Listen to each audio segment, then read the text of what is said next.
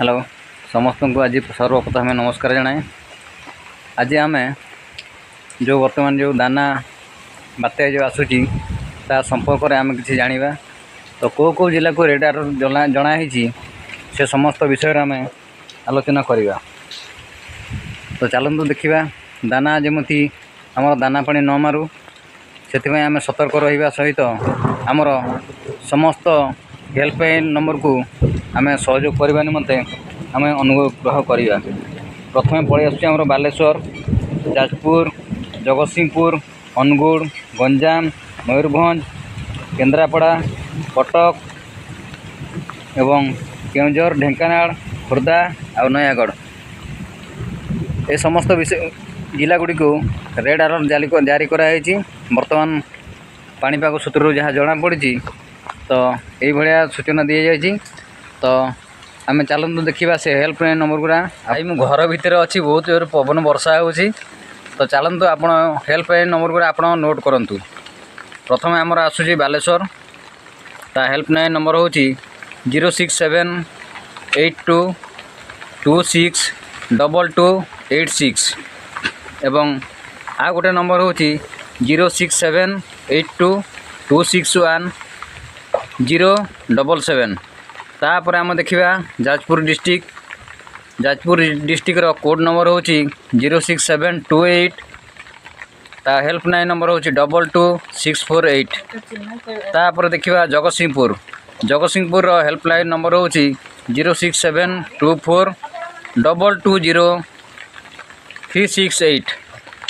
ता परवर्ती जिला आम देखा जिला कहूँ आम अनुगुड़ देखा। अनुगुड़ आम देखा 0676423093980। ता परवर्ती जिला आम देखा गंजाम जहाँकि ब्रह्मपुर डिस्ट्रिक्ट जाऊँगी तार हेल्पलाइन नंबर हूँ 06704230980। तापर आम देखा आमर जो बारिपदार मयूरभंज डिस्ट्रिक्ट तार हेल्पलाइन कोड हूँ 06792252759। ता परवर्ती आमर देखा केन्द्रापड़ा 06727232003। ता परवर्ती आम देखा कटक डिस्ट्रिक्ट जहाँकि आमर पूर्वतन राजधानी थिला तार हेल्पलाइन नंबर हूँ 0671250782। तापर देखा आमर पुरी जहाँ कि कहती जगन्नाथ धाम ता नंबर हूँ 06752223237। ता परवर्ती जिला देखा आम आमर पलि आस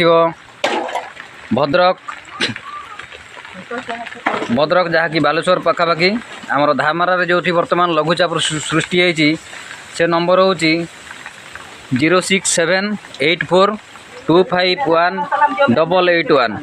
ता परवर्ती आम जिला देखा केउंझर हेल्पलाइन नंबर हूँ 06766255437।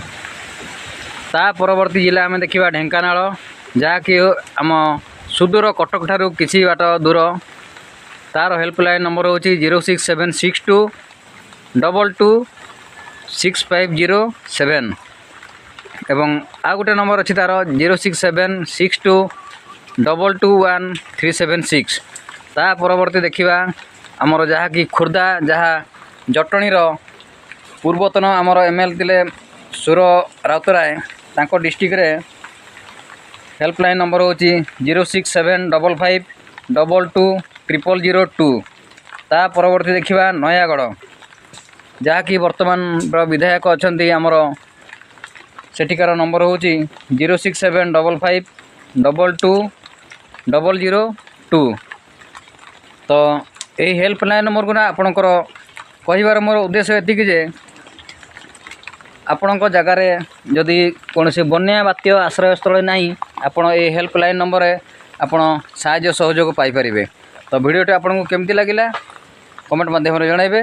धन्यवाद।